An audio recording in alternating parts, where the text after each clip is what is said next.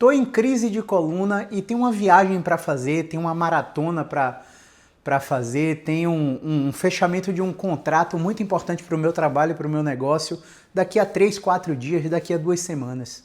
O que eu faço, doutor?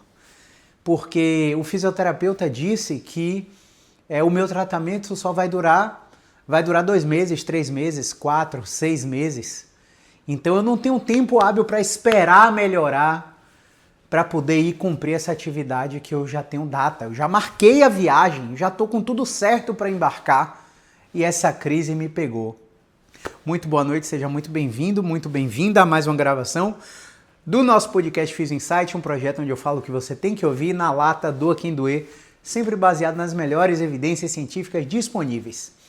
É engraçado que a maioria das pessoas querem resultado extremamente rápido, mas não param para pensar que essa crise que está acontecendo agora foi uma construção, tijolinho por tijolinho, inatividade física, ou seja, sedentarismo, tabagismo, álcool, privação de sono, insônia, ansiedade, estresse, pega peso de mau jeito, fazer atividades físicas em excesso, autocobrança, excesso de responsabilidade, privação financeira, privação sexual, dificuldade no relacionamento conjugal, problemas familiares. Cada fator de imprevisibilidade de vida vai somando tijolinho por tijolinho e culmina num excesso de tensão muscular, num excesso de rigidez articular, num entrapment, num encarceramento do nervo periférico que vai te colocar em crise. Muitas vezes a crise vai ter desvio do tronco, outras vezes vai ter deformidade em flexão, outras vezes você vai ficar parecendo uma tábua de passar roupa, parecendo um robozinho de tão reto porque não aguenta dobrar nenhum segmento da coluna. Então é uma construção. Então eu tô aqui para alinhar sua expectativa. É por sua conta e risco. Se você sair correndo para emergência para tomar beta-30, diprospan, duodecadron, infiltração, bloqueio, corticoide, essas medicações bombásticas que a emergência dá, você sabe que está fazendo um processo paliativo e, inclusive, você desconfia que está piorando o seu quadro. Sabe por quê? Porque você já tem essa experiência de ir para emergência e tomar essas injeções. E na sua experiência, você está percebendo que a cada crise que você tem, ela está mais incapacitante. Ou seja, a primeira crise há anos atrás, você teve uma crise que durou 4 dias. Na primeira injeção, você se sentiu muito bem. Na segunda crise, há, 2 anos, 1 ano atrás, você tomou 2 injeções para ter que melhorar. Na terceira crise, você tomou várias injeções junto com vários remédios e não melhorou nada. Foi no quiropraxista, no osteopata, no acupunturista, fez aquela fisioterapia convencional de plano de saúde, aquela liberação miofascial, fez ventosa, fez tai chi chuan, yoga e foi melhorando.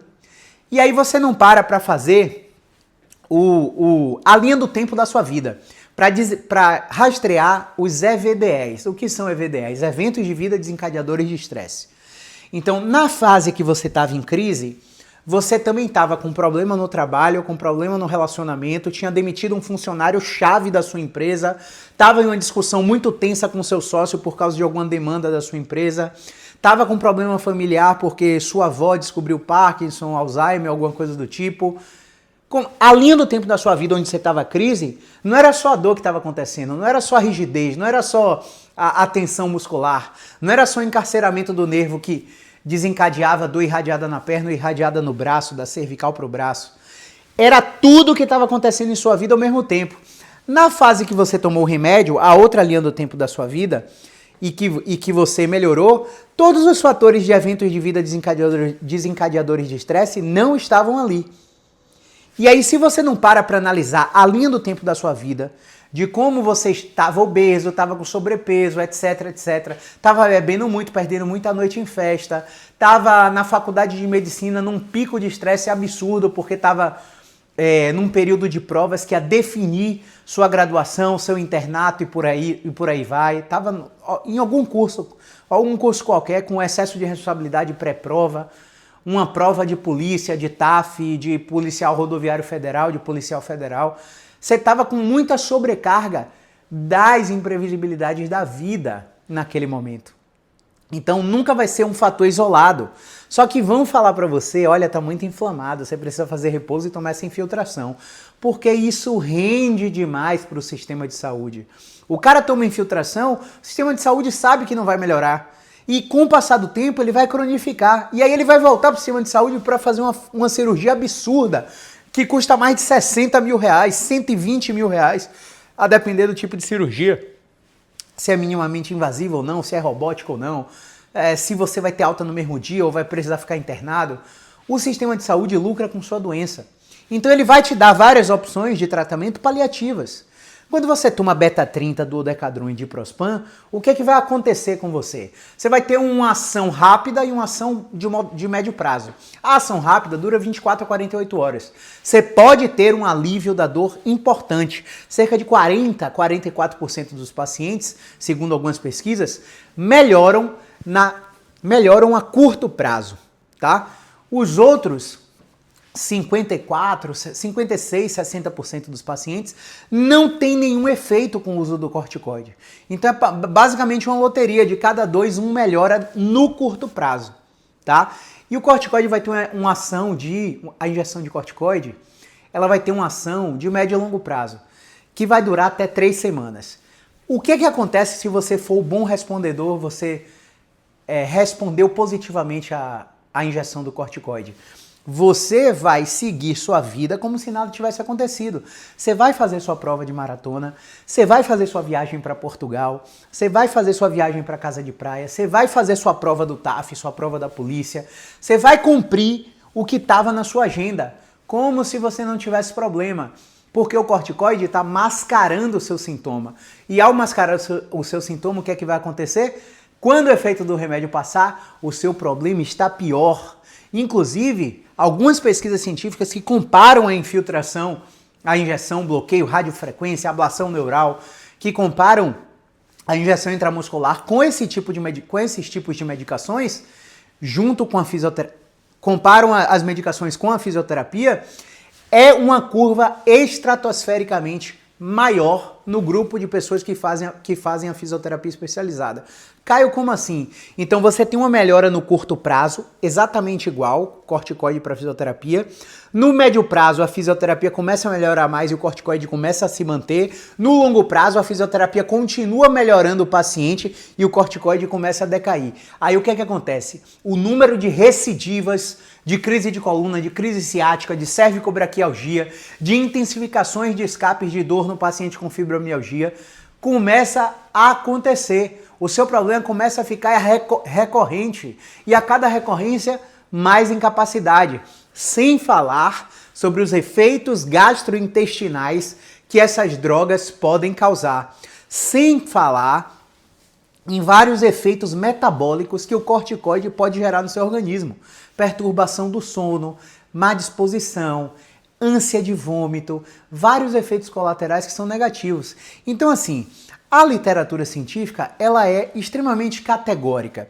Como o tratamento que não é conservador, ele é farmacológico e cirúrgico, geralmente cirúrgico e intervencionista é o termo, o que é que vai acontecer? Como os procedimentos intervencionistas e as cirurgias geralmente levam risco à vida, prioriza-se segundo todos os guidelines britânico, americano, neozelandês, australiano, todos os guias de prática clínica para tratamentos de crise de coluna preconizam que o tratamento prioritário seja a fisioterapia especializada.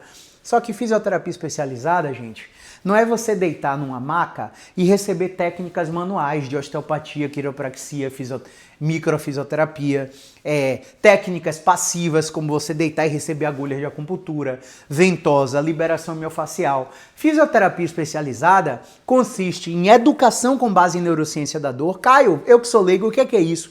É você entender como o seu problema funciona. É você linkar todos os eventos de vida desencadeadores de estresse com a linha do tempo da sua vida que está desencadeando dor, para que faça sentido a explicação do terapeuta e você realmente tenha descobertas guiadas e não descobertas dadas. Ah, é isso que está causando sua dor. O cara simplesmente outorga a você O cara simplesmente determina que sua dor está sendo causada por aquilo. Não, você descobre através do questionamento socrático, através das perguntas reflexivas que nós fazemos. Isso é educação com base em neurociência da dor. Os guidelines de prática clínica que ditam a fisioterapia especializada, eles preconizam que você faça exposição controlada, que é uma série de técnicas de movimentos graduais que vão desbloqueando sua articulação, desensibilizando os seus nervos, diminuindo o encarceramento dos seus nervos e recondicionando aquela musculatura que está em fragilidade nesse momento que você tem crise de coluna. E aí, quando a gente fala de recondicionamento muscular, os pacientes entendem que é ir para academia e pegar peso, que é ir para academia e fazer agachamento, cadeira extensora, stiff. Hoje mesmo atendi um paciente que travou 4 vezes fazendo stiff. Será que o problema é o stiff? Ou é uma relação disfuncional de capacidade de demanda? Ou é um desequilíbrio biomecânico? Ou é um desequilíbrio muscular? Ou é um bloqueio articular? Um encarceramento de nervo? Né? Uma síndrome de dor crônica? Ou o paciente já tem um comportamento enraizado de hipervigilância, que toda vez que ele dobra com antecipação da experiência de dor, apreensivo, e quando ele vai para o stiff ele sente a dor. Será que ele está fazendo o stiff como tem que ser? Ou ele está focando nas ativações musculares, empinando o bumbum, fazendo elegância para focar no recrutamento do glúteo e do posterior de coxa? O paciente que tem dor não tem que fazer o stiff dessa forma. Tem que fazer o stiff natural para recuperar a curvatura lombar, com o abdômen relaxado, para modificar a experiência e desassociar que o stiff ou a academia é nociva. Então, quando a gente fala de recondicionamento da área que o paciente está com dor, não é necessariamente entrar na musculação e sair fazendo os treinos aleatórios dos instrutores de academia. Gente, personal trainer dá treinamento, fisioterapeuta dá tratamento. É bem verdade que na dor e no esporte há uma interseção onde cada área pode mexer no paciente. Só que essa interseção tem limites muito bem esclarecidos. Se você está com dor e está treinando e você não está melhorando ou quiçá está piorando, a questão é que não é a hora do educador físico entrar, é a hora do fisioterapeuta tratar você. Se você já está melhor com o tratamento e cumpriu todos os critérios estabelecidos de alta, não é mais a hora do fisioterapeuta estar com você, agora é o preparador físico. E é muito importante que haja comunicação entre esses profissionais. Agora, o que é que acontece com a classe médica? A classe médica acha, a maioria, não são todas, toda generalização é burra, existem muitos médicos maravilhosos que eu inclusive compartilho com meus pacientes, peço ajuda mesmo para usar medicação, para fazer infiltração, para fazer bloqueio quando é necessário, para fazer cirurgia, quando o meu tratamento não é indicado para esses pacientes. Encaminho sim meus pacientes para médicos, mas muitos médicos ainda acreditam que a sua dor só pode ser causada pela hérnia, pela artrose, pela inflamação do ciático. Então a maioria deles visam a intervenção em você. Lembre-se, você não está indo no especialista em coluna, no especialista em joelho. Você está indo no especialista em cirurgia de coluna, em cirurgia de joelho. Então o viés cognitivo dele vai ser de vender o procedimento intervencionista para você. Não compre esses tipos de procedimentos se você não tentou o tratamento conservador por no mínimo 12 a 16 semanas.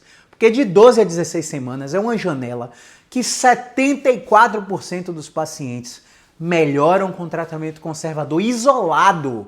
E grande parte, cerca de 95 a 96% deles, melhoram com tratamento conservador combinado, fisioterapia mais medicação, fisioterapia mais terapia cognitiva comportamental, fisioterapia mais mudança de estilo de vida, de comportamento, mais mudança de hábitos. Né? Então existe essa diretriz internacional para o cuidado desses casos de dor crônica. E mais uma vez, quando você esquece de tudo isso e foca só no imediatismo, quero melhorar da dor porque tem um determinado compromisso, a gente entende. E talvez eu faria a mesma coisa que você. Mas quando eu voltasse, eu não ia ficar sendo enganado porque estou com dor, porque a dor não é o problema. A dor é a consequência. Várias coisas se instalaram em você para que você manifestasse a dor. Entende, pessoal? Várias coisas se manifestaram para que você desencadeasse a dor. Então muitas pessoas acham que porque estão sem dor, estão de alta. Só que aquele tecido que sofreu não está preparado para a sua rotina de vida. Você vai voltar para o trabalho, vai voltar para sua casa, para sua esposa, para seu marido, para seus filhos, para sua atividade familiar, e o corpo não está pronto e você vai ficar tendo recidiva cada vez mais incapacitante. Então cuidado com o uso indiscriminado dessas injeções, sejam elas por procedimento intervencionista ou sejam elas autogerenciadas, né? Ou seja, intramusculares e por aí vai. Porque isso é justamente o fator que pode estar fazendo com que seu problema se cronifique. Pense nisso e busque sempre a fisioterapia especializada. Lembre, fisioterapia não é tudo igual. Movimento é vida.